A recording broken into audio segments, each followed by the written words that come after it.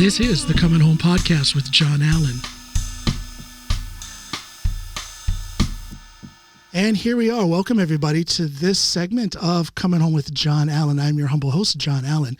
Before we get started with my guest today, I would like to remind everybody that whether you're listening on a podcast platform or watching on YouTube or listening on my radio station, there will be a link or information where you can click in if you'd like to support the work I do. I really appreciate you guys' support. There's a lot of things coming up, and let's walk that path together. So here we are. Marylouise Serrato, Executive Director of American Citizens Abroad, ACA. How are you, Marylouise? I'm great, John. Thanks for having me on today. Really appreciate it. Oh, it's my pleasure. We've been planning this for quite some time. I've been looking forward to this for quite some time. We're going to put some good information out there primarily for American citizens abroad, but also for Americans in general. There's a few misconceptions out there, some things that are misconstrued in the political world. And we're going to lay down some facts and some truth and maybe make it a little bit easier for people to have some clarity on an issue. So that's my teaser here. Nobody knows what the issue is, but we're going to get into that. Before we get there, what is the backstory of ACA, American Citizens Abroad? Why are you guys here? What's this organization do? Happy to explain all of that. So American Citizens Abroad was created in 1978, so more than 40 plus years ago. And the genesis was really, there were two Americans prior to 1978, a few years before, who found themselves in Switzerland. And at that time, believe it or not, Americans overseas were not able to vote. Oh, wow. So I didn't know that. Yeah. So they got together with some individuals who were down in Paris and advocated on getting the vote for Americans overseas. And they were very successful. There's a whole great backstory on that, probably good for another podcast, because there are a lot of other people involved in getting that to happen. So once that happened and Americans overseas were able to vote, the thing that the founders of ACA recognized at the time was that it was going to be really difficult to get a groundswell in any one district, because the vote obviously was going to be spread across so many states.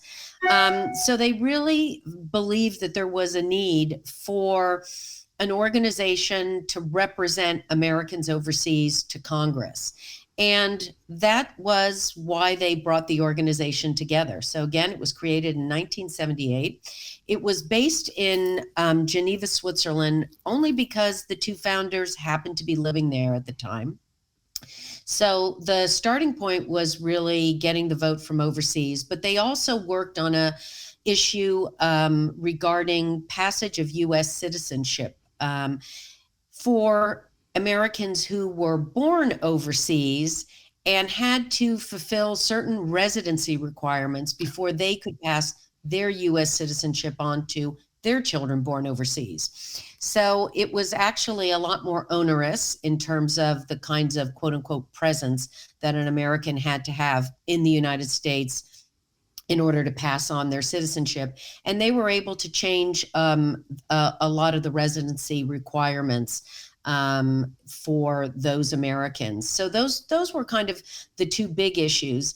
And then, of course, the organization got involved on a whole series of issues. And the biggest one, obviously, is taxation. I think a lot of your viewers will be very familiar with the taxation issue, but it's a big issue. It's a big issue worldwide for Americans overseas, but I can tell you with 100% certainty, it's a huge issue here among the Americans in Norway. Yeah. Yep. So we have advocated on a whole arc of issues on Social Security, the windfall elimination provision, which reduces Social Security benefits, We continue to advocate on voting rights, on citizenship. So if you visit our website, you'll see that there's a whole arc of issues that we advocate on. But an important thing to know about ACA is that back in 2012, we moved our headquarters from Switzerland to the United States, and we created actually two organizations. We created two nonprofits, ACA Inc., which is the advocacy organization, and that is a 501c4 qualified nonprofit, nonpartisan. Big advantage to ACA is we're nonpartisan. We have no skin in the game. We're just looking for good policy for all Americans living overseas. And then we also created ACA Global Foundation, which is a 501c3. And they're the organization that does the research and educational outreach for ACA. So the reason we put headquarters down in Washington, D.C. is over time, we really started to see that you had to have an ongoing presence in Washington, D.C. Yeah. For many, many years, ACA did what is traditionally called door knockers. We would come to Washington, D.C. annually. We do a whole series of meetings, and those were great. But once we left, the memory of ACA and our work goes quickly away, vanishes. Yeah. And we found in the years prior to 2012, we were coming back to Washington, D.C. 3, 4, 5 times a year. And we really recognized that it was important to be here, to be available to the legislators, and also to create relationships with stakeholders in Washington, D.C., other organizations who were working on or are working on similar issues to us on tax advocacy. And also it gave us the ability to access organizations like District Economics Group, which we will explain shortly, which is a consultancy and research group that ACA worked with recently. So I would think has really been important. Let me ask you this. I'm sorry to interrupt, but let me ask you this. I would imagine that moving to DC, putting the headquarters of ACA in DC, did something for the legitimacy of ACA in the eyes of the political world. I've gotten the impression that up to a certain point, the ACA just wasn't taken as seriously as it should be, which meant that Americans overseas didn't have the voting weight or the voting power or the recognition, period, that they should have had as Americans overseas, but still Americans. Can you speak to that, the legitimacy in the eyes of the political world of the ACA? Certainly. It makes a huge difference, number one, to be a qualified nonprofit. So that really gives Congress the confidence that they know what they're dealing with. So many people are knocking on these legislators' doors, not only just individuals, different organizations, both domestic and overseas. Yeah. So Congress, it gives them a sense of they know who they're dealing with. Yeah. Also, the fact that you're here, you're available to them, they see you, they meet with you, they understand that you are a legitimate organization, that you're serious about the work that you're doing.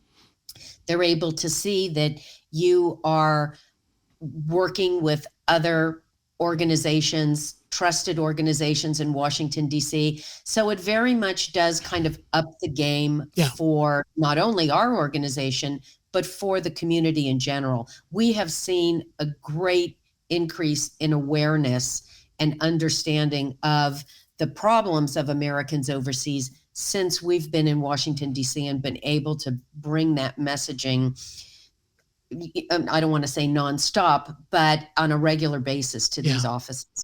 And for those who are unfamiliar with the ACA and what it does, I want to say this is not a one-person setup here. You know, I'm speaking with Marylouise, who is the executive director, but there is a whole structure around you and underneath you. You have quite powerful legal representation. There's a legal team. There is a structure to this. Can you tell me a little bit about how many members and the structure, the leadership structure of ACA?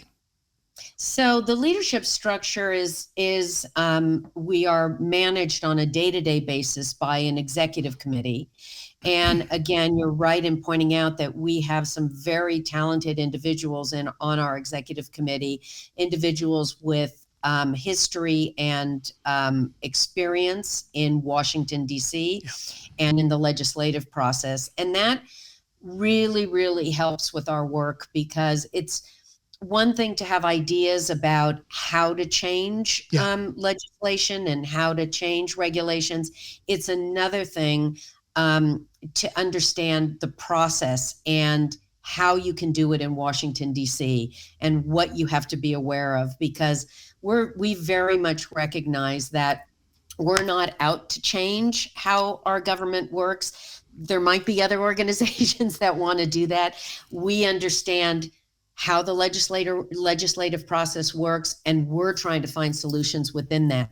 And each of the two organizations, ACA Inc. and ACA Global Foundation, are also governed by a board of directors. So we bring a great wealth of knowledge. Most of the management are either people who currently live overseas, or who have lived overseas, or who split their time and spend some time overseas and some time back in the United States. So you're right in pointing out that we have a very strong management structure.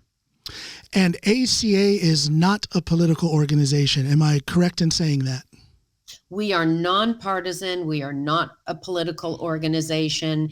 We are out there advocating on behalf of the community, and we are just looking for good policy. That's what we want. We want good policy that will solve some of these problems. So, and again, as I mentioned before, that's really, really important. That really helps because we're not tied to any any party's position. We just want what's right for the community.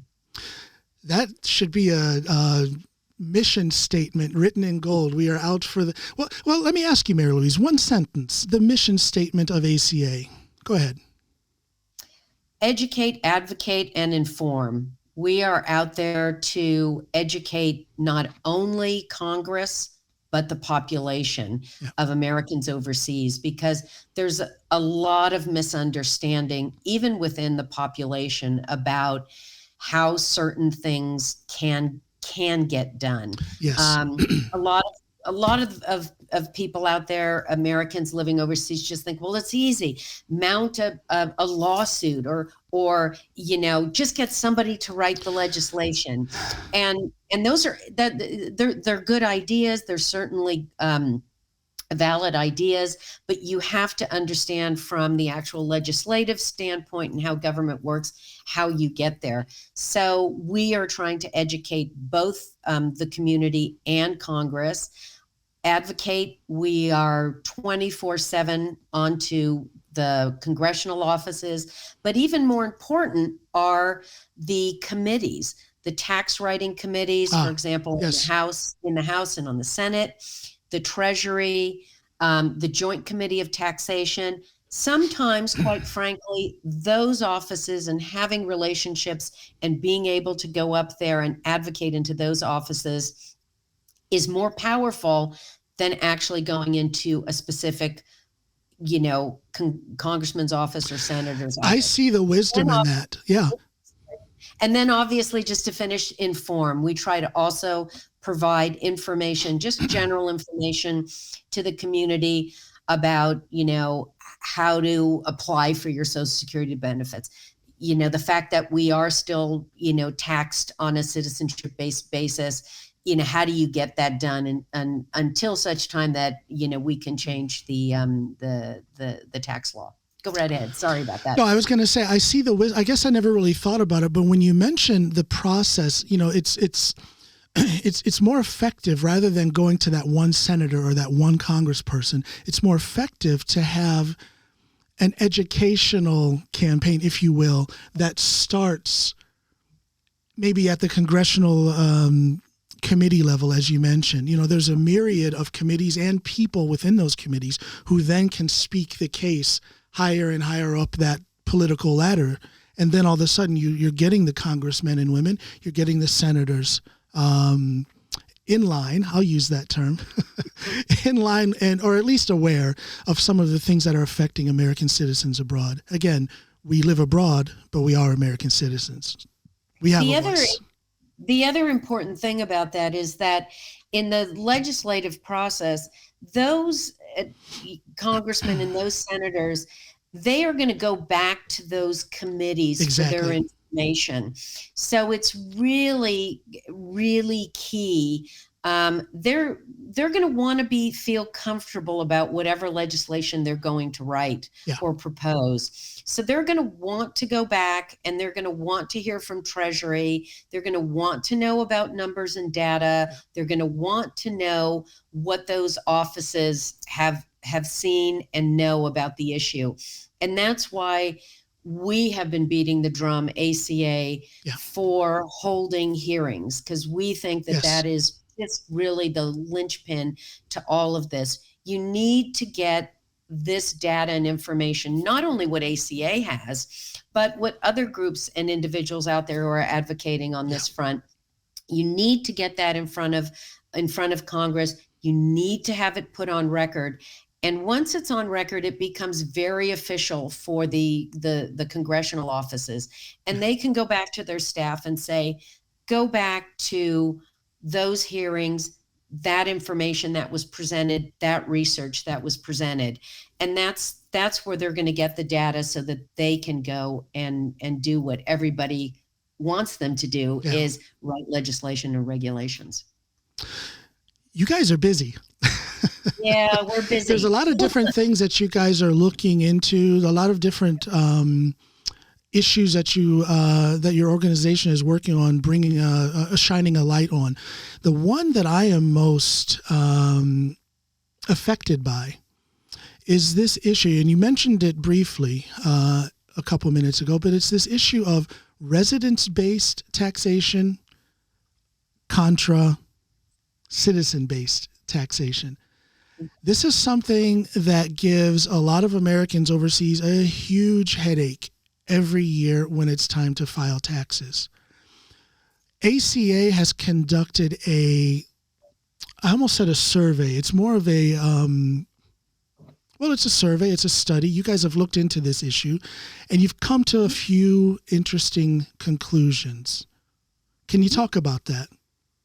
Yeah.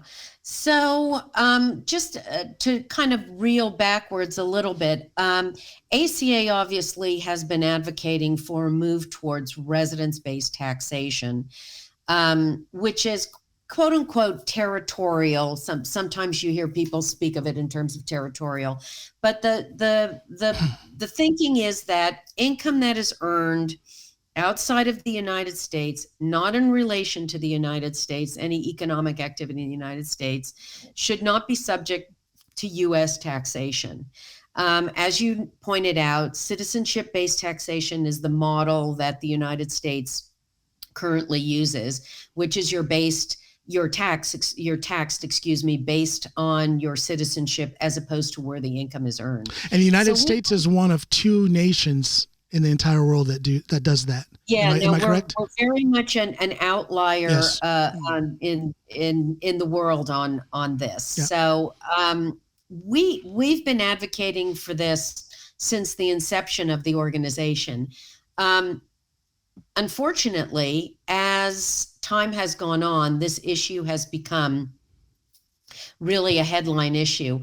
One of the sort of igniting points, should we say, was the passage of the FATCA legislation, the Foreign Account Tax Compliance Act, which you have probably heard of or might be familiar with, which is the reporting by Americans overseas on their tax return of their bank accounts held outside the United States. And then the foreign banks also are reporting on those individuals.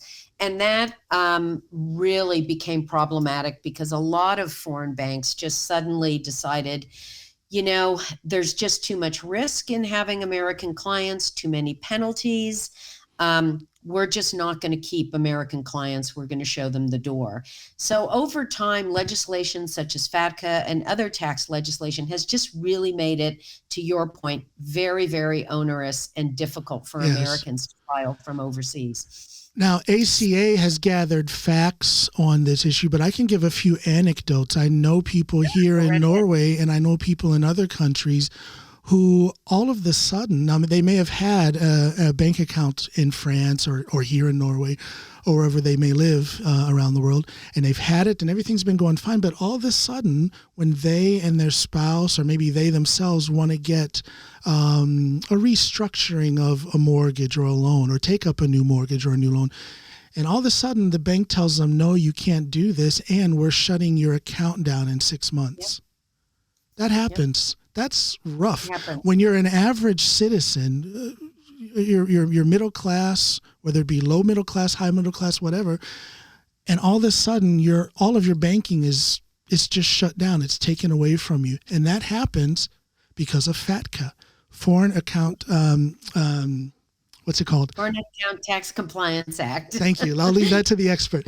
Yeah, FATCA. It's there's some negative results because of this legislation that's in place now, and ACA is working to make some changes through a very informative campaign. Am I correct? Is that a good way of putting it up? Yeah. So that really, that complicated, the tax compliance. Yeah. For Americans overseas. And to your point, I mean, it wasn't just a compliance problem. Okay, it's another form to file and it's costly. It really had some very negative and life-altering effects for individuals. If you can't have a bank account, or if suddenly your bank says, pay up on your mortgage. Yeah. So ACA really went back. I can't even tell you the actual date and time, but we decided to put together a side-by-side comparative and say, well, here's the U.S. tax code today under citizenship-based taxation. Where do you need to cut into this code to go to a residence-based taxation model? So it isn't, a lot of people get confused and they say, oh, it's a piece of legislation you've written. It's like, no, I call it a roadmap. Others in the organization call it the vanilla approach. It just says, if you wanted to change things, if you wanted to change everything, here's what you'd have to change. If you don't want to change all those elements, fine. You can pick and choose, but here's where the problems lie and here's what you have to change. So we did that. And then back in 2017, we decided to try and put some numbers around this, because as you know, numbers are essential in Congress. Absolutely. And there are not good numbers on the community of Americans overseas. The IRS has certain numbers. The State Department has another set of numbers, but nobody really knows how many Americans are overseas, how many are filing taxes, how much revenue is actually generated. Yeah. So there are often these broad stroke statements from Congress about how much revenues overseas that isn't being declared, how many people are overseas. So we really thought we have got to get closer to this number, because it can really hurt us in all the discussions with Congress, because if they think it's too big, and I'll use the number that the State Department has put out there, which is 9 million, and we really don't think there are 9 million out there. That may sound great for telling Congress, there's a lot of us, you have to pay attention to us, but it can really hurt you if you're running numbers on something like taxation. Yeah. So we went out in 2017 and tried to get a lot closer to this number. And we also wanted to know, if someone did write legislation to our side by side, if you took all those elements can you get to revenue neutrality? Which means, can you get to a point where legislation won't cost the US government? And that's a really, really important element. Absolutely. Of Congress. Absolutely. A lot of people don't think that it should be. And you know, there's a lot of arguments that say, really, RBT should be a fairness issue. It should only be done on fairness. It's the right thing to do. We don't disagree, but if you understand the legislative process, you'll understand that numbers are going to be important, and you have to face that reality. Yeah. So we did that in 2017, and we were able to get to revenue neutrality. We updated that information this past year because there were a lot of, as you might have heard, compliancy programs out there with Yes. FATCA. There were a lot of people who came into compliance. So we thought, let's take a look. Let's try to get closer to these numbers. There was some new data out there. So that's what we did with this recent round of research. Now, the research of 2017 has been in the hands of the tax writing committees, both House and Senate. It's been presented to Joint Committee of Taxation. It's a huge committee, huge important committee. Yes. To Treasury, to the IRS. And now we're going back in with our updated research because we've gotten a lot closer to the numbers.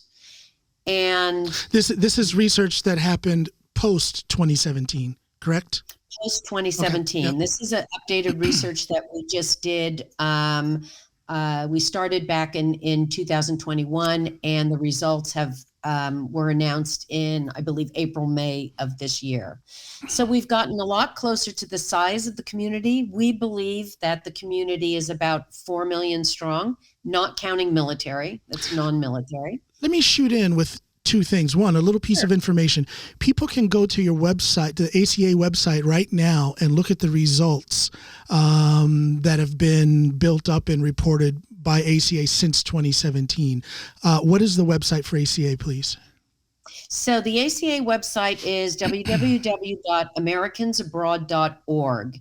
Now, there is an excellent, because I'm not going to go into the details and explain to you how the data came together. That's why I wanted people to just take the time on their own. If they're interested in the details, it is there on the website. But it's an excellent, excellent webinar that we just put up there. It was done on August 24th. It's in the bottom part of our website.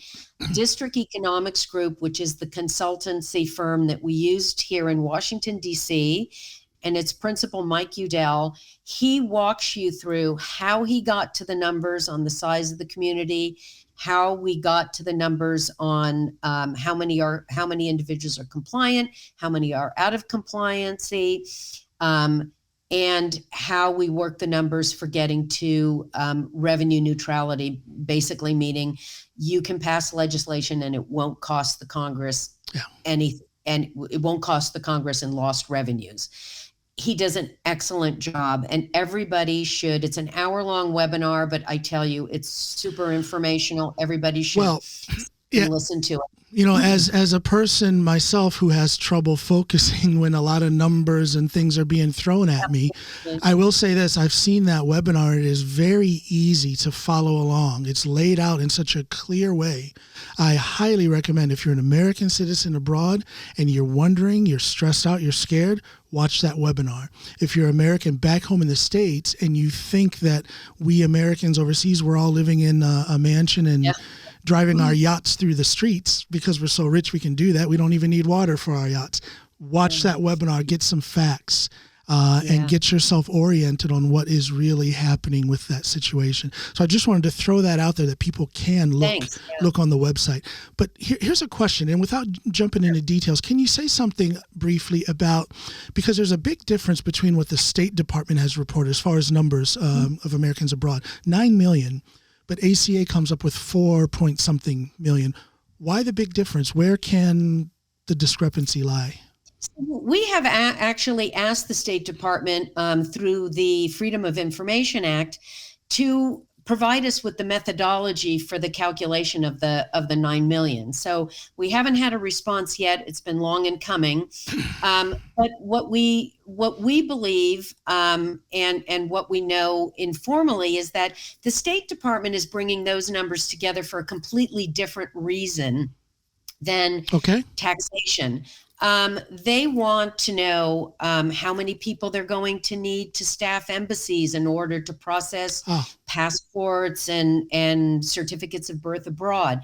They're also working off of lists of people who register.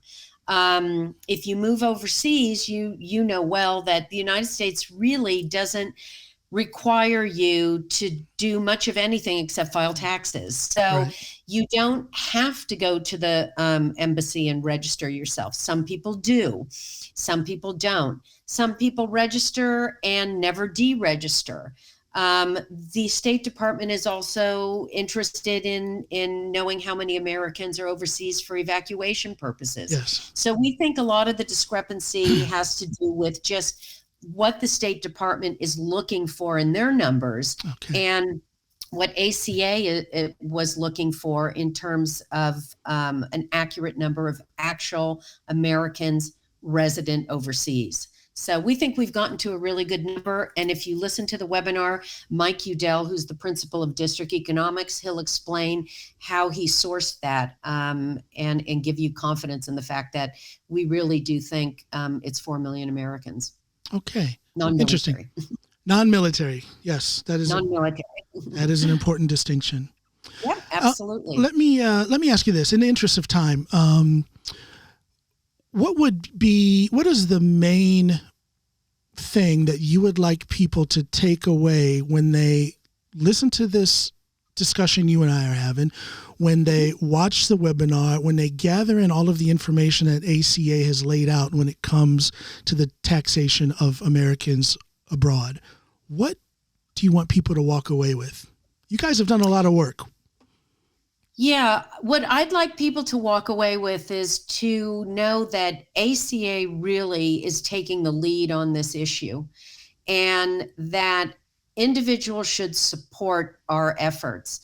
And you can do that a variety of ways.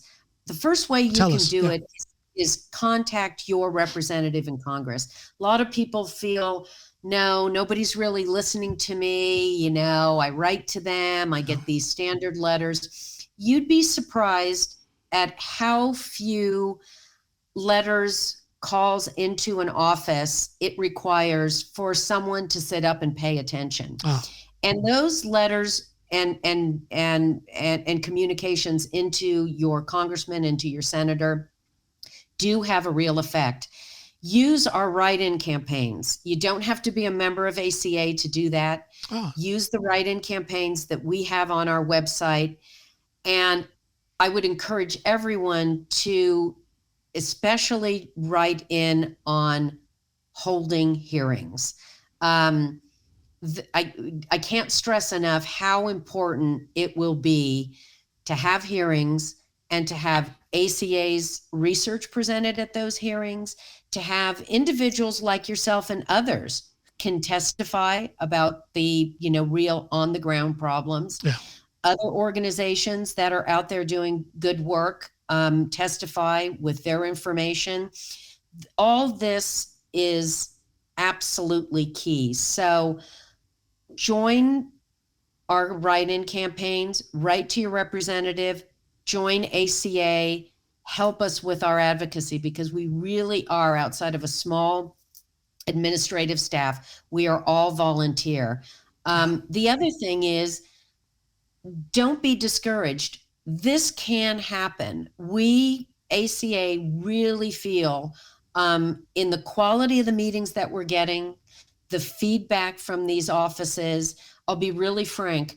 Joint Committee of Taxation, Treasury, these offices do not sit down and have a meeting with groups because they just have an hour to fill in their day.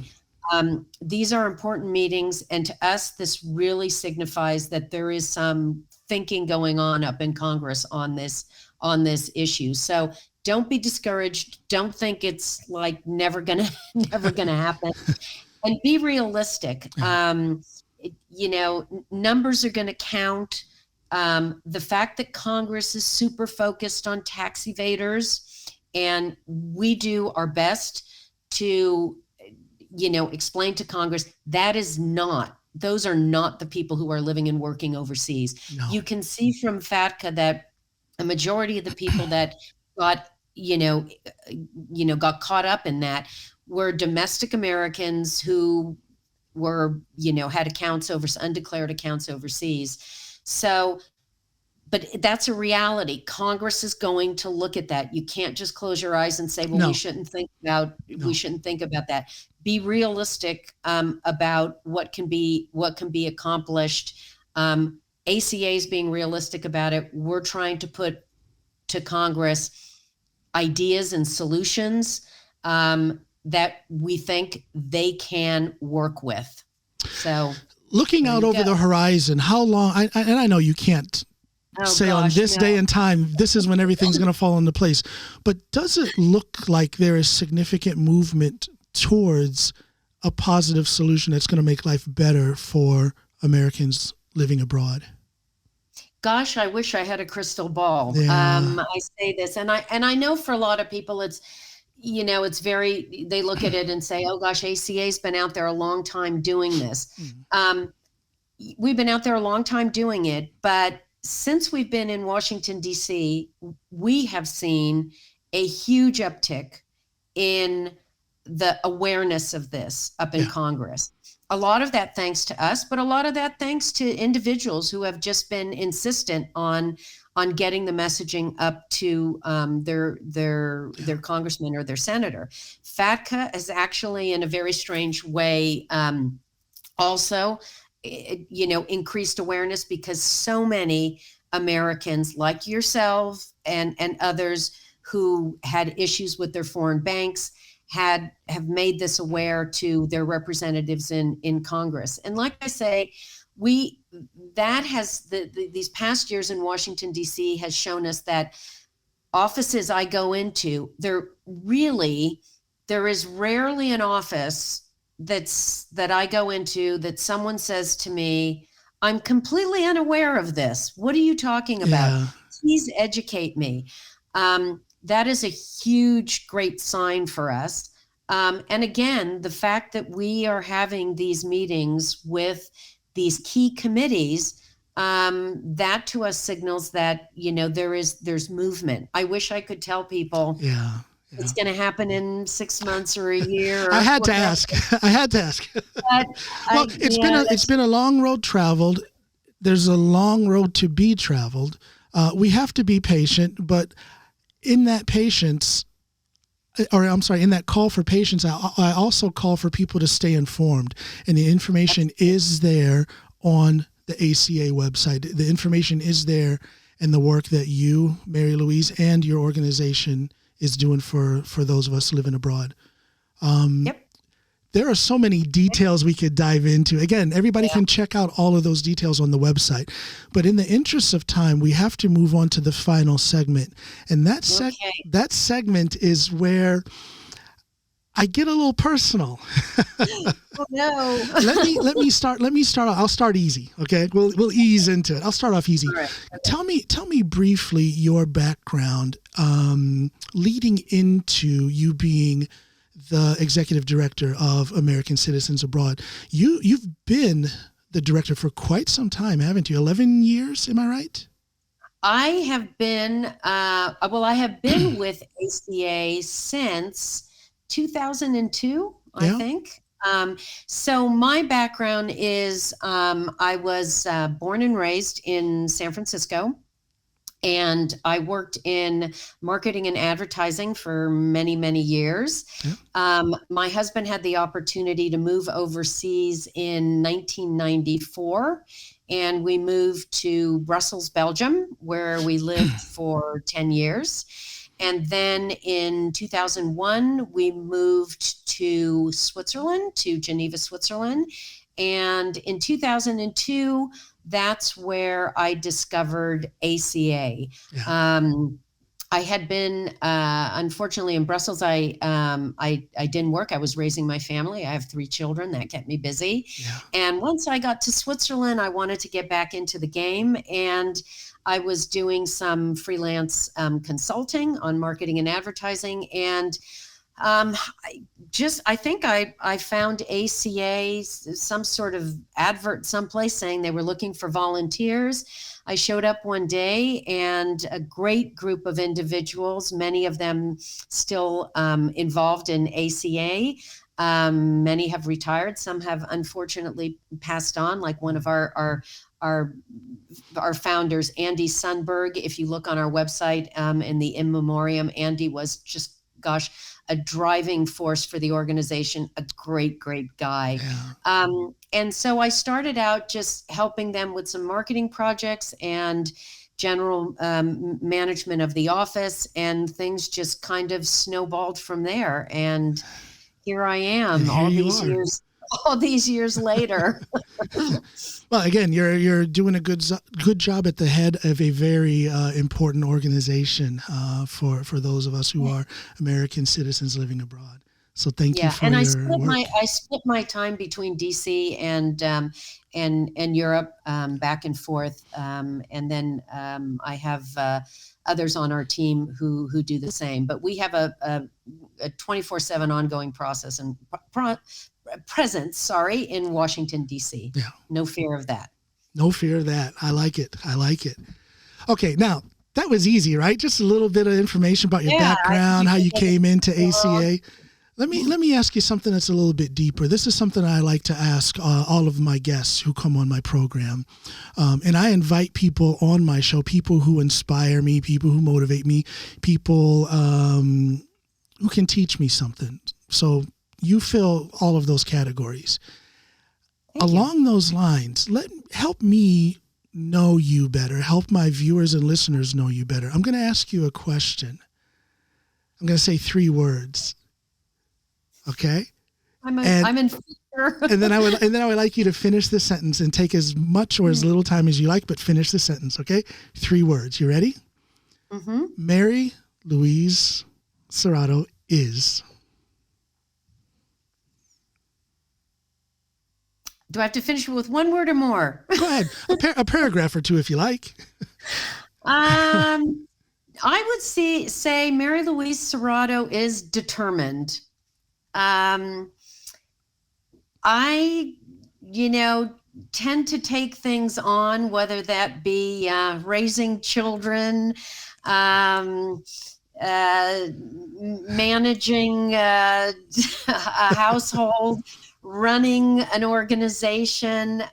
When I get something that interests me and I'm passionate about, I get very determined. Often I will hear from people who say, "Oh gosh, you've been with ACA a long time, and you keep sticking it out. Why don't you move on to other things?" Or I just really, you can probably ask my husband, when I get determined about something, whether it's changing something in the kitchen or buying a new car or scheduling a vacation, it's like, you're going to see it through. You're going to get it done. I'm going to see it through. I'm not going to be done with you until I get to the end. To get to the end of it. Well, where does that determination come from? It didn't just fall upon you from above. It had to have come from somewhere, an experience in your life, a role model at some point. What would you say to that? Yeah, I had my family are immigrants, Italians who came to the United States with nothing. Typical story, worked themselves up from from nothing and made something.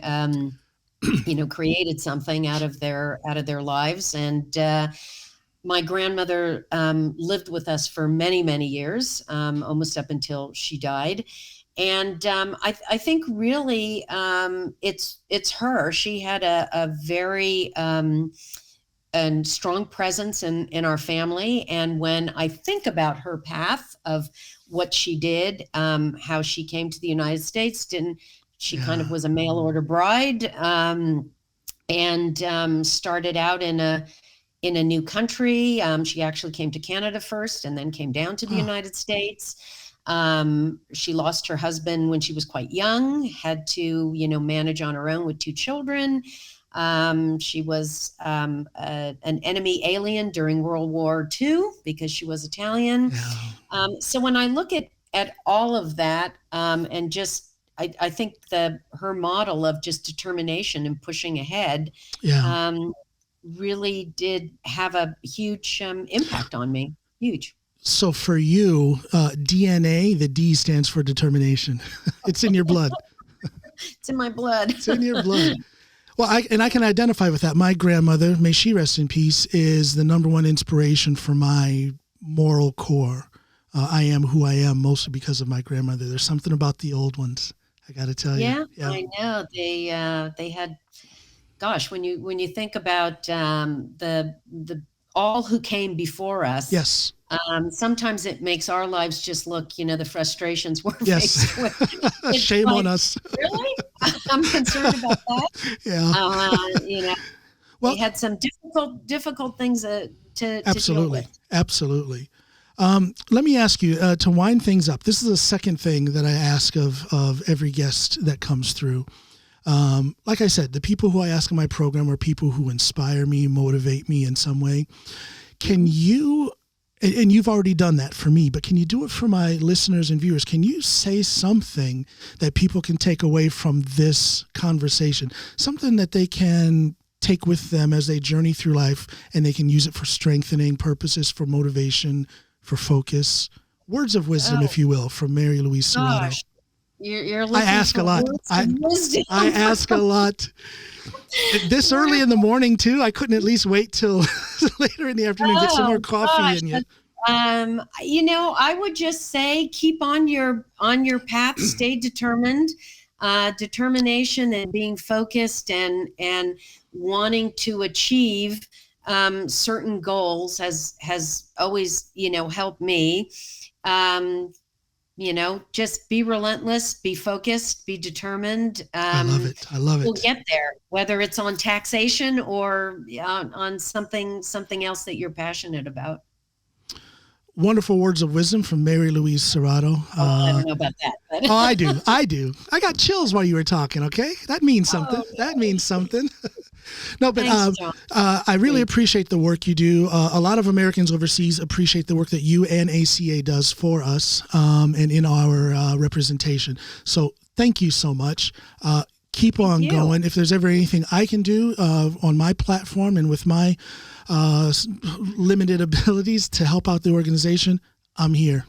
Great. We really appreciate having ACA on, having me on, and being able to talk to ACA.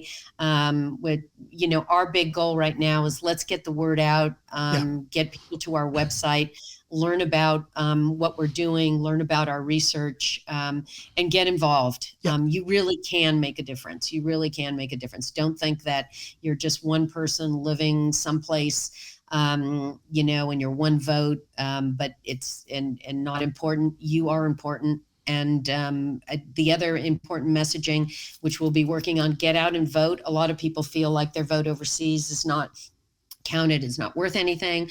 It's really important. ACA and other organizations were founded on this very issue of voting from overseas. So do vote, do get involved. Excellent. Do vote and get involved, everybody. Marylouise Serrato said it. I echo it. Thank you so much, Marylouise. Hang around. I want to talk to you on the other side after the break here. I want to thank my viewers and listeners for checking in on this episode of Coming Home with John Allen. Remember, you can find a link in the description of this episode, whether it's on YouTube or on your podcast platform of choice. That link will lead you to several different ways in which you can support the work that I do. I'm here for you, and thank you for being there for me. I want you all to go out there, love and be loved, and enjoy the process. Bye now.